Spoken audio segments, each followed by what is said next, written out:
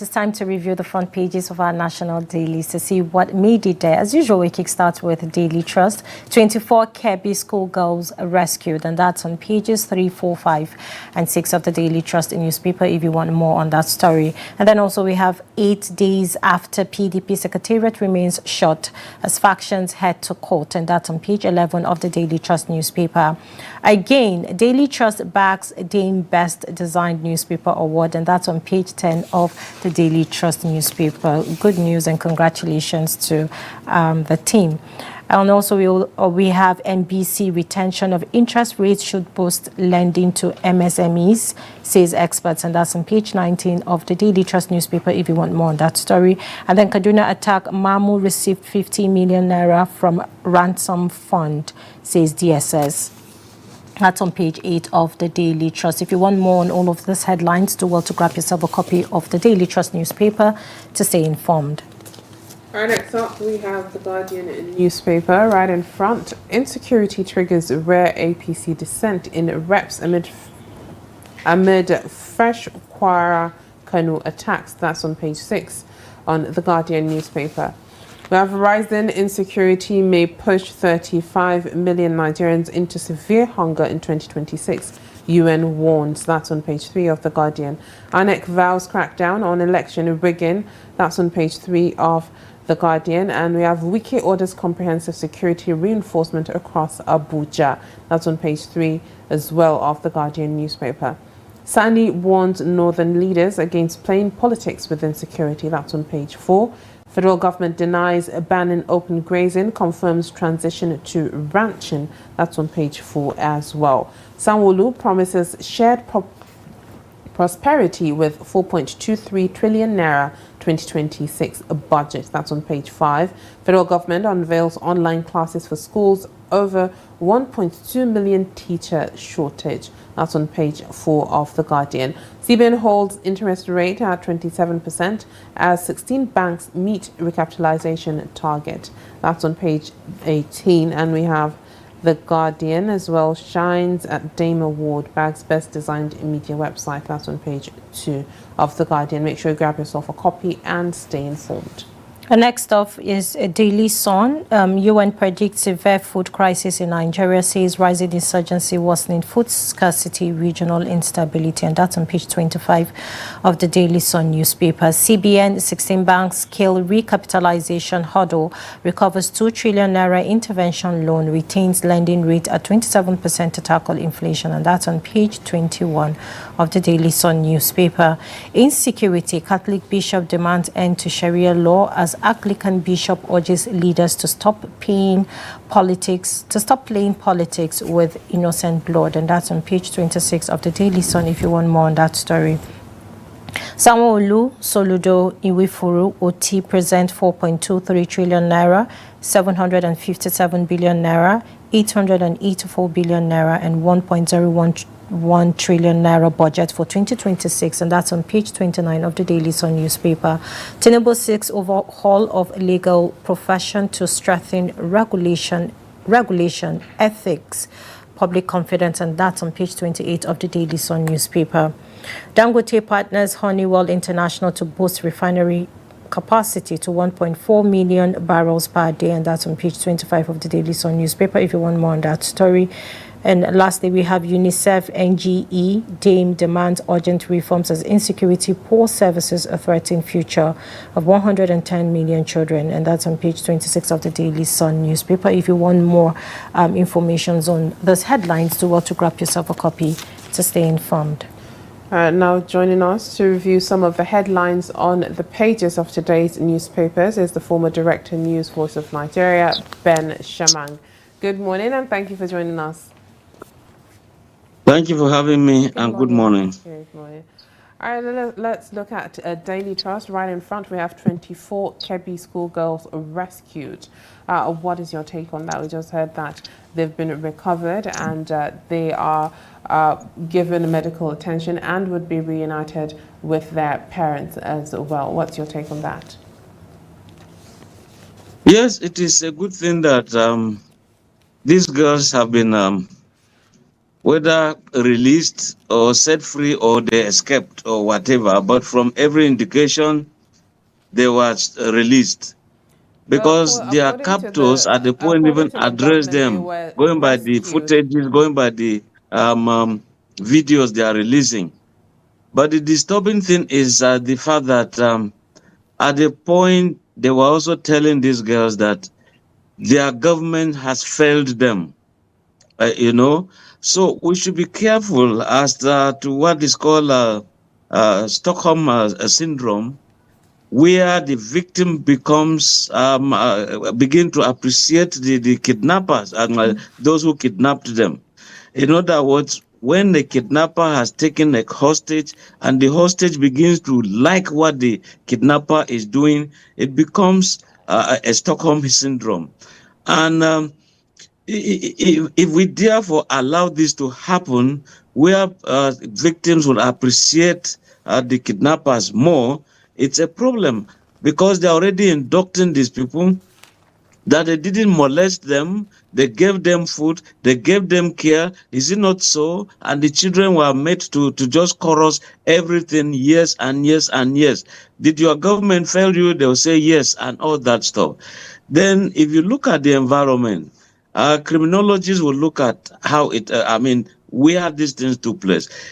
At the point of addressing the children, one could see that it was not in a bushy place. It was not covered by shrubs or something.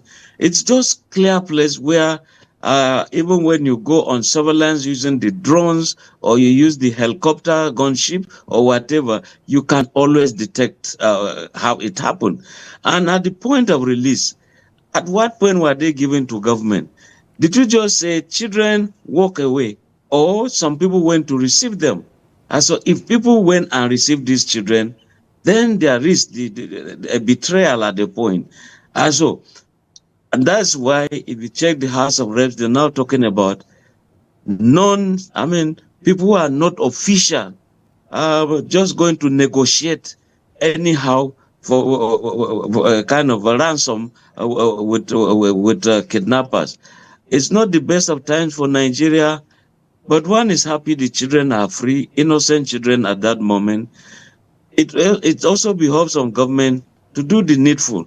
Now Tinubu is saying deploy the Air Force around the place. Now you know the area in which these children are released or were released. Will you carry military operations there? We are waiting to see. All right. In another headline, 80 days after PDP headquarters remain sealed as factions head to court. Now, after the one-week violence that happened at Wadata Plaza, we have seen that the headquarters has been shut down by the People's Democratic Party, and this matter has been taken to court over, control of its structure, which is the Secretariat. And we keep wondering for how long the PDP will continue in their crisis, their chaos, and the whole confusion that is going on in the party. So what is your take on this? You see, this is happening when kidnapping has become so rampant, the incessant nature of it all, the audacity and the manner in which these kidnappers go to do all of this. Now you see politicians simply doing campaigns. You see Atiku going to Jeddah to go and formally cross over to another party, see the convoy there, see the drumming, see the dancing. You come to PDP here, instead of them joining hands with government, let us join hands. Nigeria is being challenged. An attack on one is an attack on everybody. So we expect that these people will come together, fight these things together. After all, if you check campaign, they've made insecurity a campaign tool. I remember those days when Tunde Bakare was running mate to General Buhari in Maiduguri. They will say PDP, Boko Haram, PDP. So, that kind of, that was too insensitive to the yearnings and aspirations of Nigerians who want to live in peace. It was also not being sensitive to victims and their loved ones. And so today, what we ought to be seeing is everybody coming on board. So PDP is just there, okay, we're going to court, our secretariat is being closed. Wike is also showing his muscles. Bala Mohammed, they showing their muscles and all that stuff. To what extent are we going to continue with all of this when Nigeria will need peace? We need this peace. And if there is government is there because there are the people, the electorate that they seek to govern.